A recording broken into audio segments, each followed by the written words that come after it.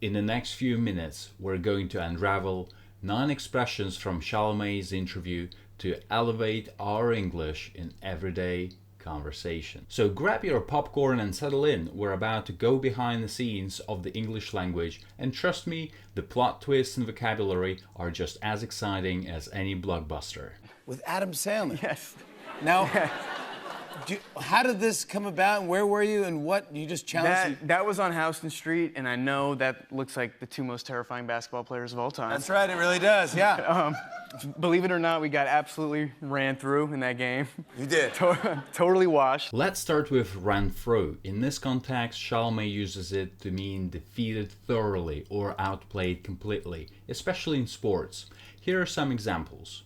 Our team got ran through in the championship game. We lost by 30 points. I thought I was good at this game, but my opponent ran through me like I was a beginner. The new startup ran through all these competitors in the market. Chalamet follows up with totally washed, which in this context means completely beaten or exhausted. Let's look at some scenarios. After that intense match, I was totally washed. I could barely stand up. By Friday afternoon, I'm usually totally washed from the week. We danced all night at the club. By morning, we were totally washed. I met Adam Sandler on a movie called Men, Women, and Children that I was basically cut from about 10 years ago, and I still went to the premiere for some reason. And good for you. Yeah, out of pride. Next up, good for you. This phrase is used to express approval or congratulations, but be careful, it can sometimes sound sarcastic. Here's how you might use it. You got the lead role? Good for you, you worked so hard for this. Oh, you're having caviar for dinner again? Good for you. You've decided to quit smoking? Good for you, that's a tough decision. Paddington 2 is sort of the perfect movie. I'm super proud of Wonka, but Paddington 2 No, is you are fantastic in this movie. You can sing, you can dance, you can act, you pulled all the heartstrings, you were funny. I was with you along for the whole ride. As soon as you started the movie, I go, I love this dude. I'm in with Willy Wonka. Let's go, buddy. Man, where do we go? Thank you. You were phenomenal. Thank you. I appreciate that, yeah, thank you. When something pulls all the heartstrings, it means it evokes strong emotions, usually sadness or sympathy. Here are some examples. The finale pulls all the heartstrings. I was in tears by the end. The campaign video really pulls all the heartstrings, showing the plight of abandoned animals. Watching my daughter's first school play pulled all my heartstrings. I was so proud and emotional. It's like it's a pantheon of athletes there. You have they have the LeBron James building and the Serena Williams building. No way. And yeah, it's like athletes, entertainers, musicians, and then actors are somewhere, you know, it's down here. That's not really like their main thing. A pantheon originally referred to a temple for all gods, but now is often used to describe a group of particularly respected or famous people in a field. Let's see how we can use this.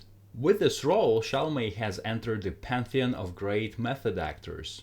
Serena Williams is undoubtedly in the pantheon of tennis greats. Shakespeare, Dickens, and Austen are in the pantheon of English literature.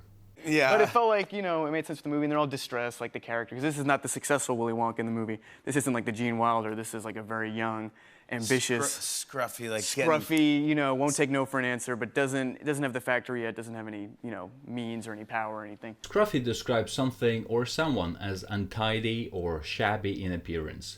Here's how you might use it. The scruffy chick look is popular among some celebrities. My dog always looks a bit scruffy after playing in the park. The apartment had a scruffy charm. Lived in, but cozy. It's amazing. It's the most beautiful. And it was practically built, very little green screen, and then the second we were done, they tore it all down, and it doesn't exist anymore. To tear down can mean to demolish a building, but it's also used figuratively to mean criticize harshly or destroy someone's reputation. Let's see how we use this in different contexts. They're going to tear down the old factory to build a park. Some critics love to tear down popular movies just to seem edgy. Don't let others tear down your dreams. Keep believing in yourself. And I only want to make movies for kids now because it was just such a generous screening. Everyone was elated, and it's a movie that leaves you with a smile on your face. When people are elated, they're extremely happy or excited. Now let's see some examples. When we won the championship, everyone was elated, cheering and hugging each other. After landing the big client, everyone at the office was elated. My family was elated when I announced my engagement. You were fantastic. You are fantastic in this movie. Man, thank you. It was a blast to watch. Welcome to the show and welcome back to New York. If something is a blast to watch, it means it's extremely fun or enjoyable to view.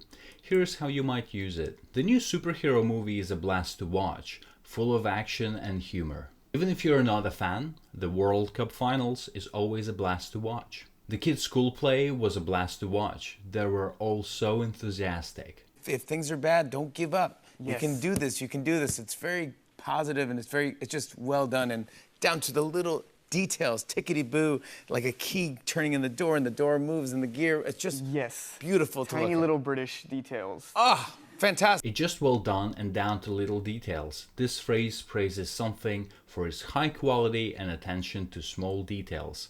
Let's see it in action. The historical accuracy in the movie is just well done and down to the little details. The service at this restaurant is well done and down to little details. They even fold your napkin when you leave the table. Apple's products are well done and down to little details, from packaging to user interface. There you have it, 9 expressions that not only pepper Timothée Chalamet's interview, but can add depth and color to your own English vocabulary. Remember, language, like a film, is all about storytelling.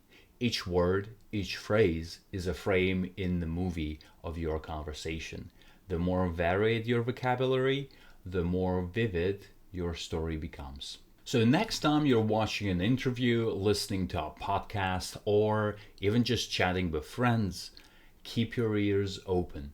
Every conversation is an opportunity to discover new linguistic gems. Remember, in a grand film of life, you're not just an extra. You're the star, the scriptwriter, and the director of your own language journey. So make it Oscar worthy.